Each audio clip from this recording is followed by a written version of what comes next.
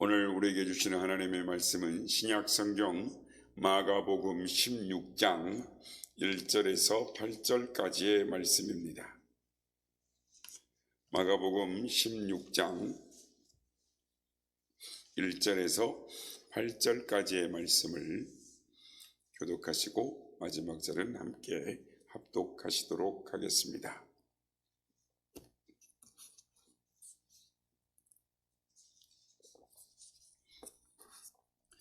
안식일이 지남에 막달라 마리아와 야고보의 어머니 마리아와 또 살로메가 가서 예수께 바르기 위하여 향품을 사두었다가 날에 매우 일찍이 해돈 들 때에 그 무덤으로 가며 서로 말하되 누가 우리를 위하여 무덤 문에서 돌을 굴려주리오 하더니 즉 벌써 돌이 굴려져 있는데 그 돌이 심히 크더라. 무덤에 들어가서 흰옷을 입은 한 청년이 우편에 앉은 것을 보고 놀라매 그때 놀라지 말라. 너희가 십자가에 못 박히신 나사렛 예수를 찾는구나. 그가 살아나셨고 여기 계시지 아니하니라. 보라, 그를 두었던 곳이니라. 가서 그의 제자들과 베드로에게 이르기를 예수께서 너희보다 먼저 갈릴리로 가시나니 전에 너희에게 말씀하신 대로 너희가 거기서 배우리라 하라 하는지라. 여자들이 몹시 놀라 떨며 나와 무덤에서 도망하고 무수하여 아무에게 아무 말도 하지 못하더라. 아멘. 할렐루야. 오늘도 부활하신 주님을 찬양합니다. 그리고 또한 새벽 기도의 향기로 나오신 성도님들께 하나님의 의리와 평강이 함께 하시길 기원드립니다. 오늘 본문은 우리가 이제 사순절 부활절 어제 읽어야 될 본문의 내용입니다. 그리고 우리가 부활주일날 또 부활의 말씀을 나눴지만 한 주간이 사실은 부활 주간입니다. 그리고 지금 바다 건너는 아직 부활절입니다. 우리하고 한 14시간 이상 차이가 나기 때문에요. 누가복음 24장에 보면 엠마오로 내려가던 제자들이 부활하신 주님을 만납니다. 그리고 발걸음을 돌이켜서 예루살렘에 돌아가서 그들이 무엇을 전했냐면 누가복음 24장에 보면 과연 주께서 살아나셨느니라 라고 말을 합니다. 그래서 그들이 예루살렘에 돌아가서 과연 주께서 살아나셨습니다 이렇게 감격에 넘친 목소리로 예루살렘에 돌아가 제자들에게 주의 부활의 소식을 전했다라는 것입니다. 그런데 이 말이 오늘날 이 정교회의 인사말이 되었습니다. 그래서 이 한쪽에서는 주께서 다시 사셨습니다 라고 인사를 하면 다른 한쪽에서는 정말 주께서 다시 사셨습니다 이렇게 인사말이 있습니다. 그러니까 저는 우리 그리스도인들이 인사를 나눌 때 할렐루야라고 인사를 나누지 않습니까?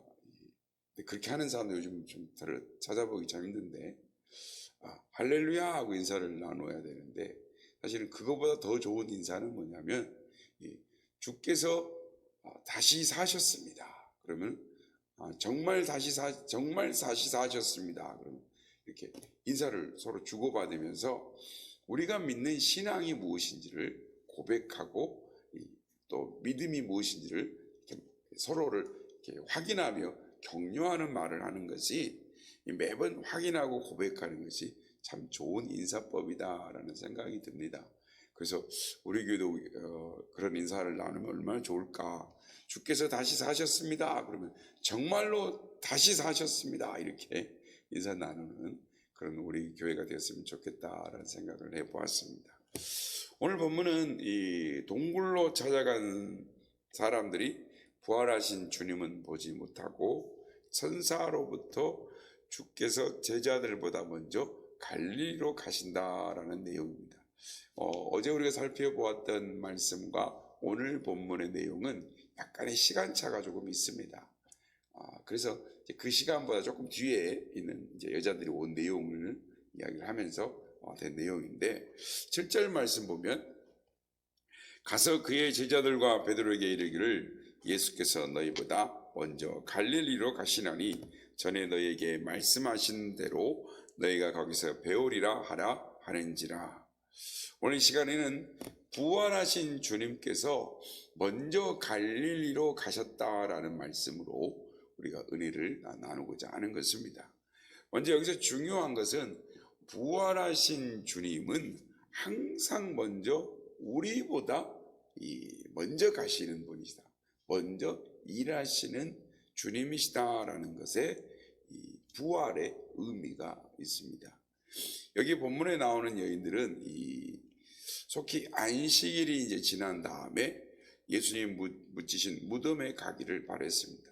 그러니까 지난 금요일 날 이 경황 중에 예수님의 장례를 지냈고 예수님의 시신에 향유를 발라드리지 못했기 때문에 새벽에 향유를 준비해 가지고 무덤을 향해 가고 있었습니다. 근데 가면서 걱정되는 일이 있었습니다.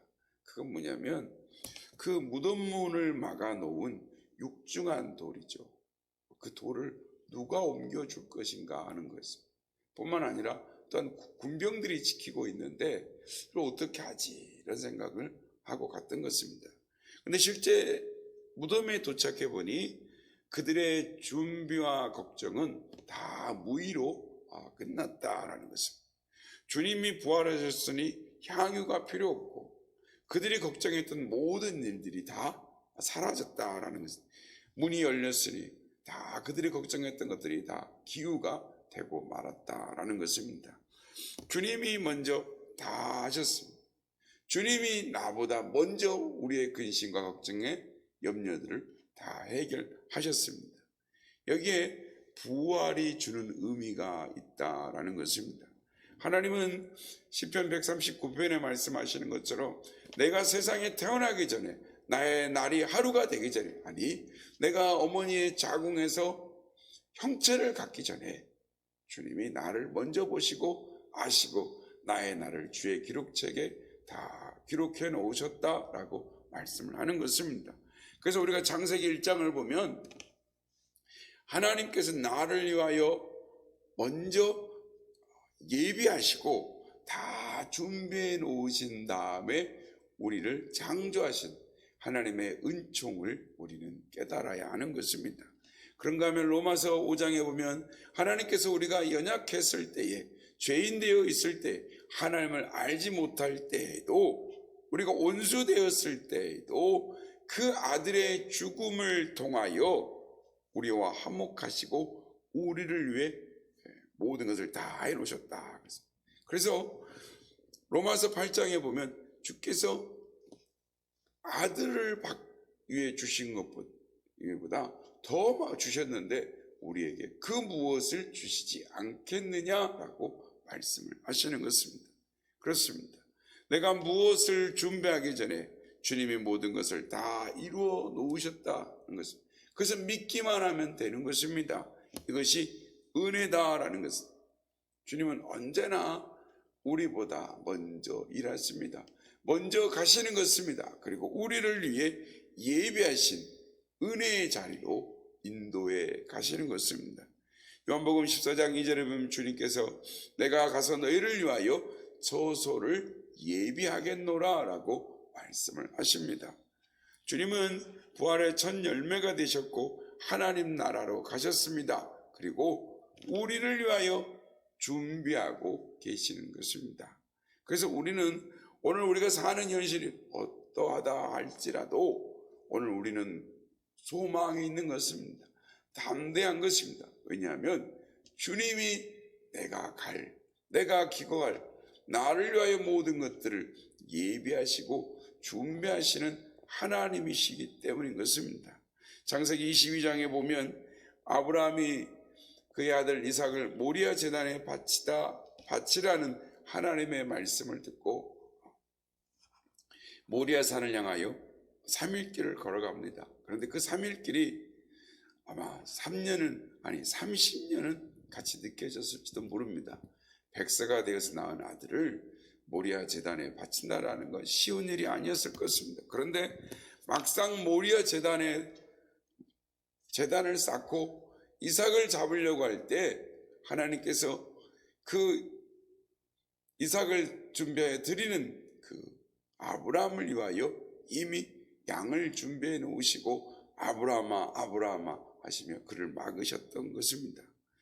알고 보니 하나님께서 순종하는 아브라함을 위하여 양을 준비해 놓고 계셨던 것입니다.